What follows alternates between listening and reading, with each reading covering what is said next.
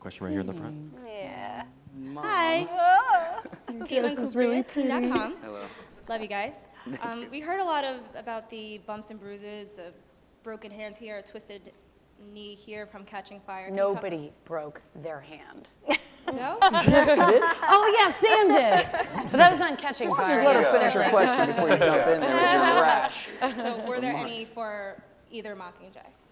Liam broke his ankle. Yeah, I had it was a hairline fracture. It was nothing too. There's an ambulance. Still fucked the whole day up, whatever it was. It certainly did, didn't it? Yeah. Almost the rest of the shoot, too. So 3 weeks away from shooting. You knocked me out, man. Oh, One time, remember you hit me in the side of the face with it. I felt really bad about that. That thing was hard. Yeah. I understand. I'd probably feel bad about it too if I were you. But you did it so many times, like it was bound to happen. But, you know, it looks good on screen. And that's all that matters. The cameras are rolling. Yeah, exactly. Question right here. Wheelchair wheel. Hi, I'm Allie, also with Teen.com.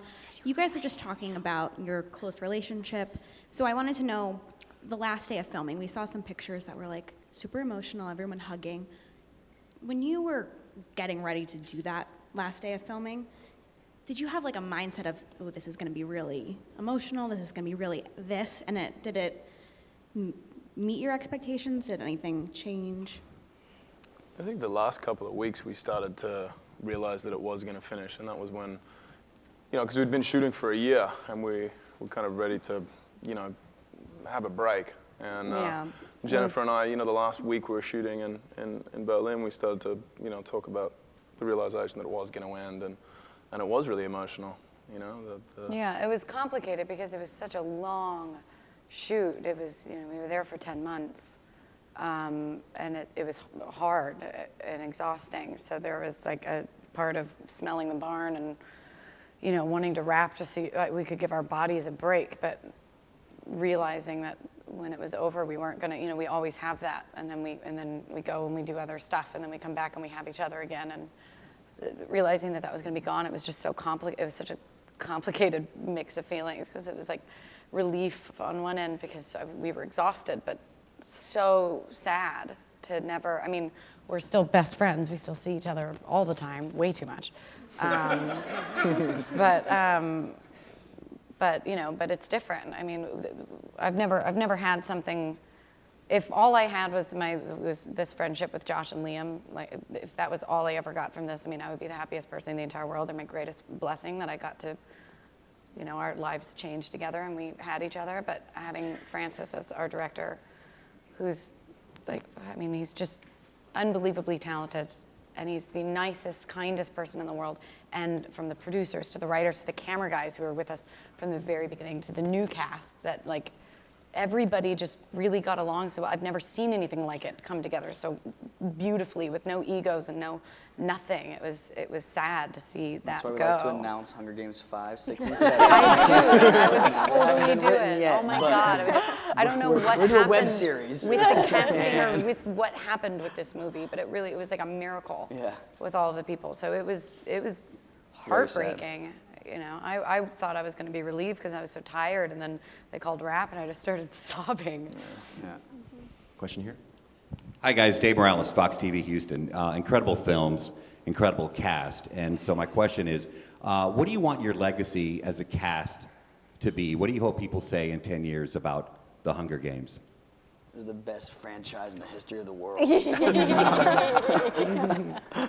They're still rich.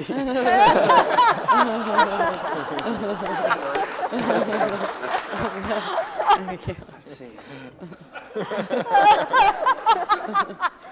All right. Jennifer, I know in the film a lot of people look up to you as well as they do in real life, and I know you seem like a pretty normal person. What is that pressure like for you? I have an amazing group of people around me that I make my world. I surround myself with no people, and people who are constantly telling me no and stop acting like that and you look terrible. Honest, no, but honest, real people. My publicists I've had since I was 16 years old. They've watched me grow up. They know me and genuinely do love me. I know it sounds crazy, but my agents I've had since I was 17. I have an amazing group of friends that are not in the business, that I've been friends with for years before any of this happened, that I trust. Because something strange does happen that you don't expect when you become famous. It's a very tiny thing that makes a big emotional difference. It's just the way that people look at you, because I don't feel any different. And so sometimes when you go out and you're surrounded with and you see the way that people look at you, it just kind of makes you feel alienated and kind of odd. So I try to surround myself with people who never look at me that way and never fake laugh at my jokes and keep me. It's funny because my friend is actually trying to interview to find me an assistant, and one of the most important things, she's like, Jennifer hates fake laughs. Never chortle, never fake laugh. But yeah, I don't have fake people around me, and Josh and Liam. Oh, it's so funny. I'm gonna throw in a question from. Awful. I'm gonna toss in a question for Natalie because I haven't heard from you yet, and I'm just so intrigued by the look of Cressida, particularly the shaved head and the tats. What was your first reaction when you saw maybe a sketch of what they were gonna do to you? I was really impressed, and the amazing Oscar-winning makeup designer V. Neal, he's in the room, I believe. Yeah. He's here. V, wave. Yeah, V. Woo! V looks after Jen a lot, and Jen and I were in the makeup trailer a lot together every morning, getting stuff done, 2 hours. I was there when you shaved your head. You were? Yeah. I was like, dude, are you sure? Oh my God, oh my God. Yeah, you were, actually. Yeah, you were really supportive. Hair and makeup were very supportive.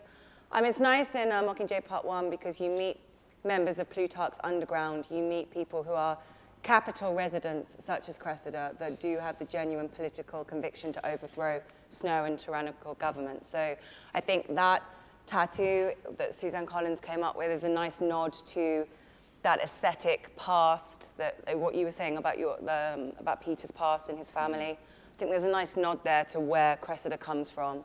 But here's a bunch of people that are from the capital that want to join the freedom fighters and unite all the districts together to fight Snow. So it was a nice aesthetic comment on the psychology behind it.